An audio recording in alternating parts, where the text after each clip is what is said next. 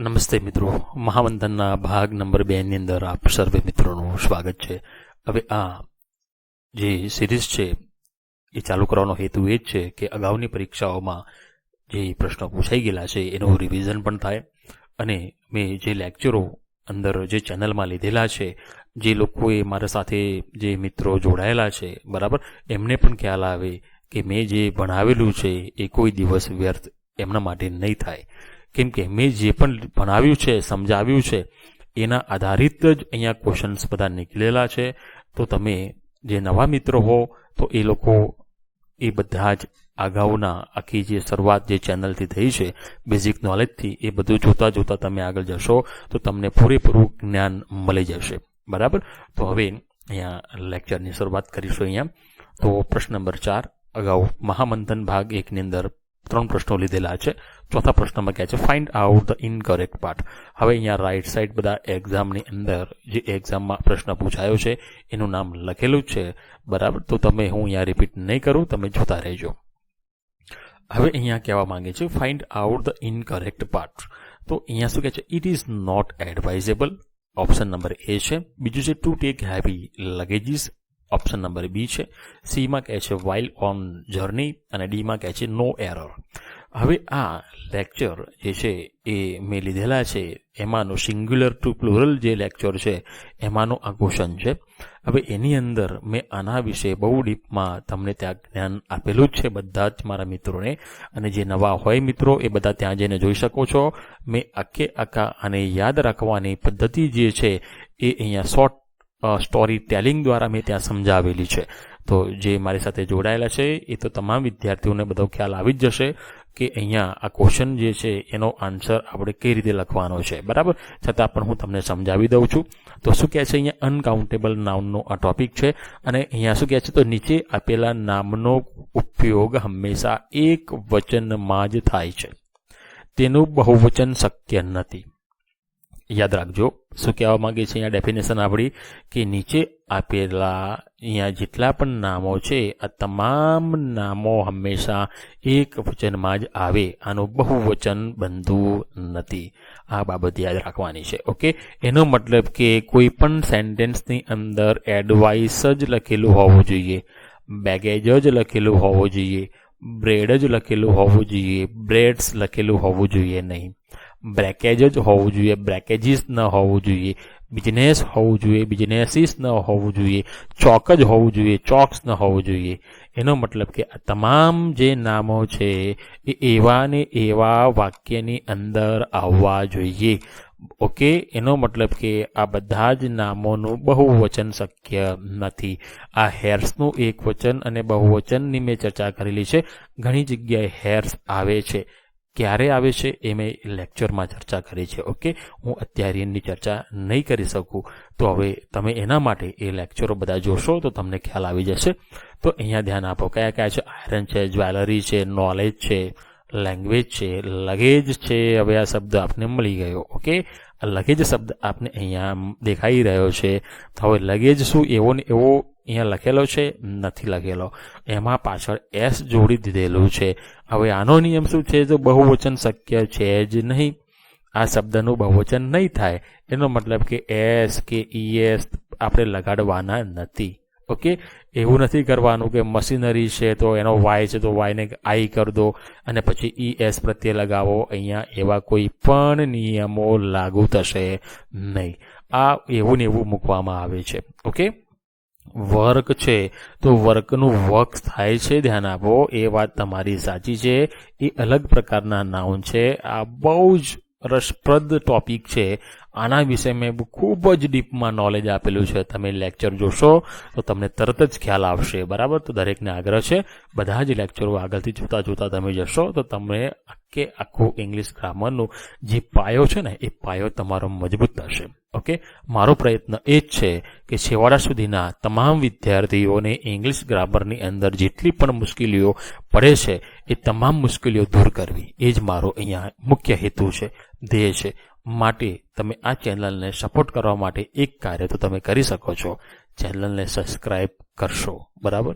એવું મારું અહીંયા મને તો જ મોટિવેશન મળશે આવા લેક્ચરો સારા તમારા માટે બનાવવા માટેનું. ઓકે, તો હવે આગળ જઈશું. અહીંયા તો લગેજ જ શબ્દ હોવો જોઈએ. અહીંયા તો લગેજ જ શબ્દ આપ્યો છે. અહીંયાનો મતલબ કે એસ અહીંયા મૂકી દીધો છે.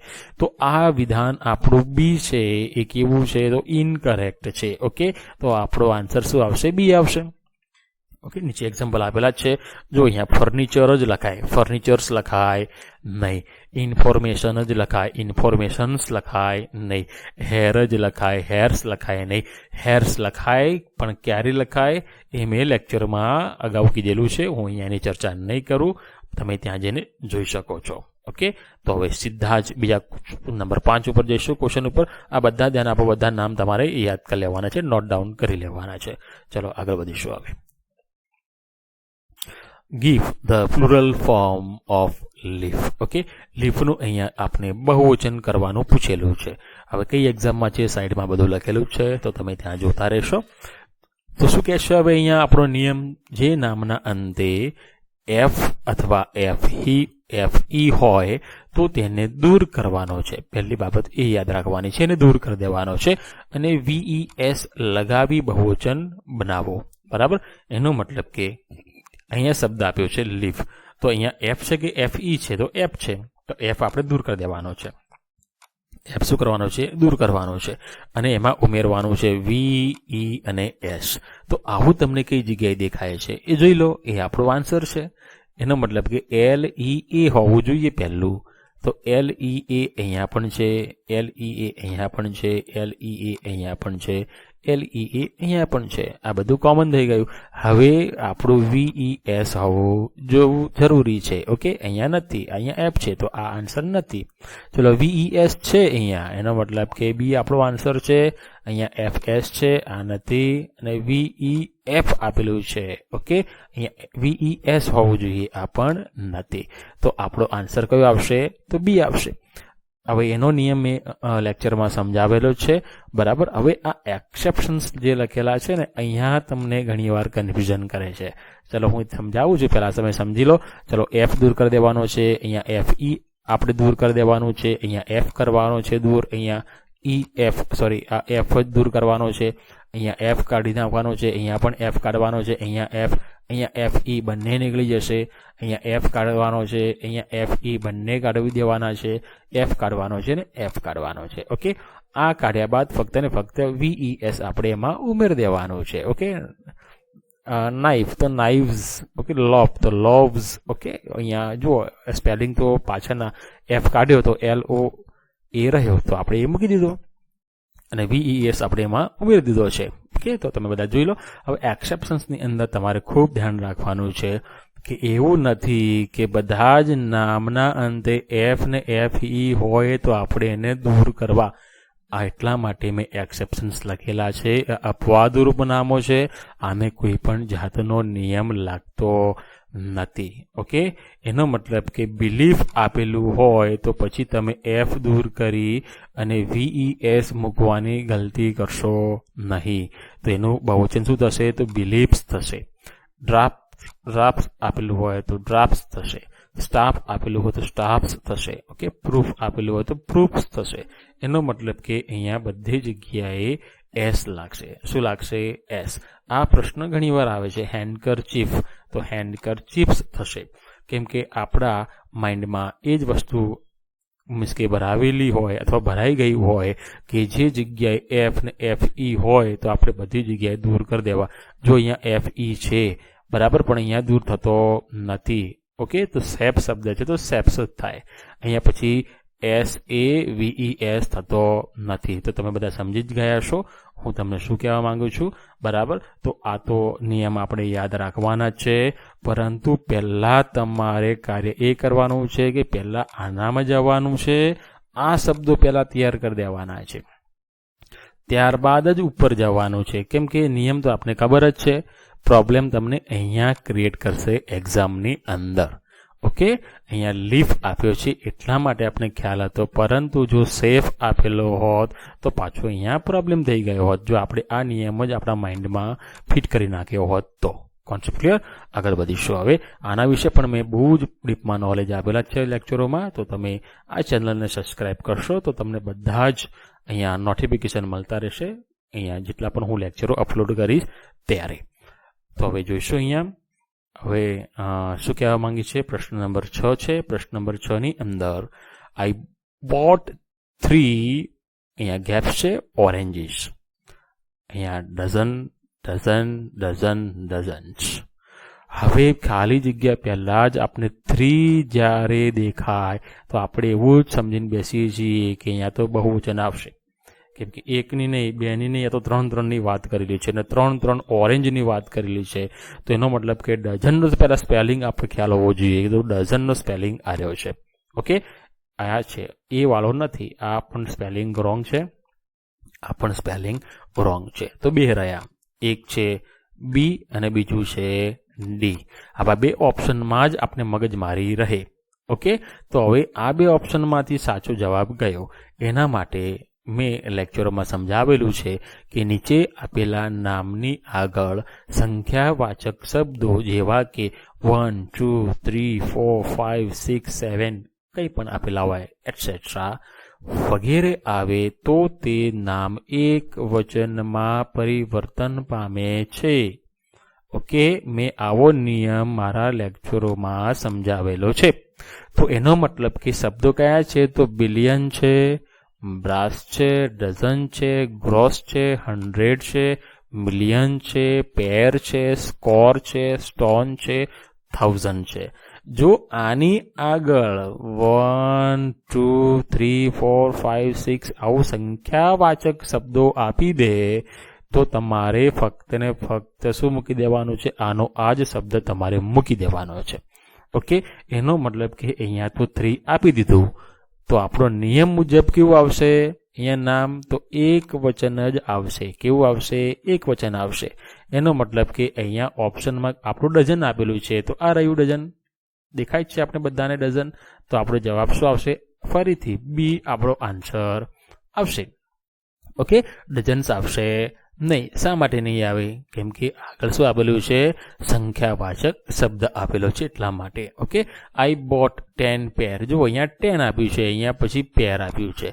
હવે અહીંયા પણ ઓપ્શનમાં ઉપર ઓપ્શન આપેલા છે, એવા આપેલા હોય તો તમને તરત જ ખ્યાલ આવે. અહીંયા પછી કન્ફ્યુઝન આપણું બેમાં જ રહે. એક આવે પેર અને બીજું આવે કન્ફ્યુઝન આપણું પેર્સની અંદર. તો તમને ખ્યાલ હોવો જોઈએ. આપણે તો પહેલાં એમ લાગે ખાલી જગ્યાની આગળ કે 10 છે તો આપણે ચલો પેર ના આવે કે પેર્સ આવે, પરંતુ આવે શું છે? પેર જ આવે છે. શું આવે છે?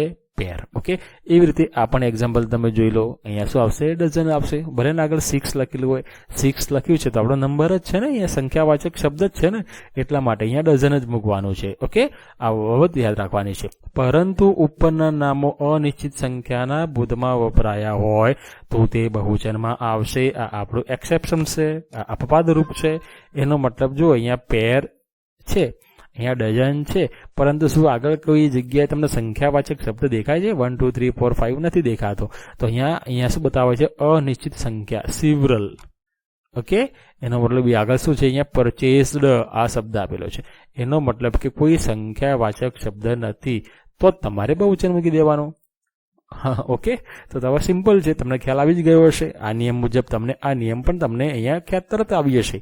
બરાબર, અહીંયા આગળ સંખ્યા ના હોય તો બહુવચન મૂકી દો, સંખ્યા હોય તો એક વચન મૂકી દો. Concept clear? ચલો આગળ વધીશું અહીંયા. ચલો 7મો પ્રશ્ન શું કહેવા માંગે છે આપણે?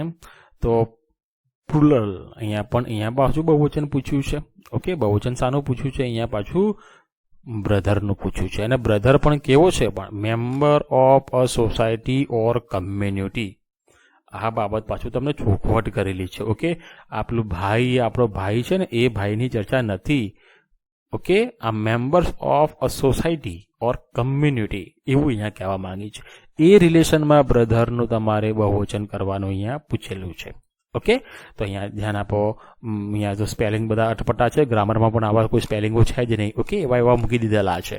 આ બ્રધર્સ એન્ડ બ્રિધન બરાબર છે, બ્રધર્સ છે, અહીંયા બ્રિધન બરાબર છે, પરંતુ અહીંયા સ્પેલિંગ પણ મિસ્ટેક છે. તો સ્પેલિંગમાં પછી મારામારી થશે. બરાબર, આ તો પહેલાં તો આવશે જ નહીં. અહીંયા આપણે 3 ઓપ્શનમાં જોઈશું. હવે તો અહીંયા આપણો નિયમ પહેલા જોઈ લો.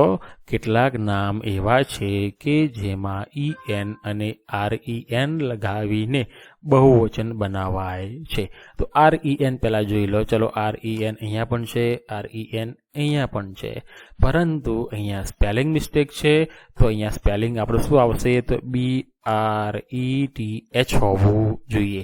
તો BRETH છે અહીંયા, એનો મતલબ આપણો આન્સર આવશે બી આવશે. ઓકે, અહીંયા તમને ધ્યાન આપો, સ્પેલિંગ મિસ્ટેક આપેલી છે એટલા માટે અહીંયા તમને સ્પેલિંગનું નોલેજ પૂછેલું છે.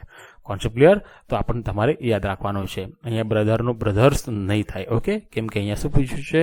Members of a society or community. તમે લેક્ચરમાં જોઈને જોઈ શકો છો, મેં પણ ત્યાં સમજાવેલું છે ડીપની અંદર.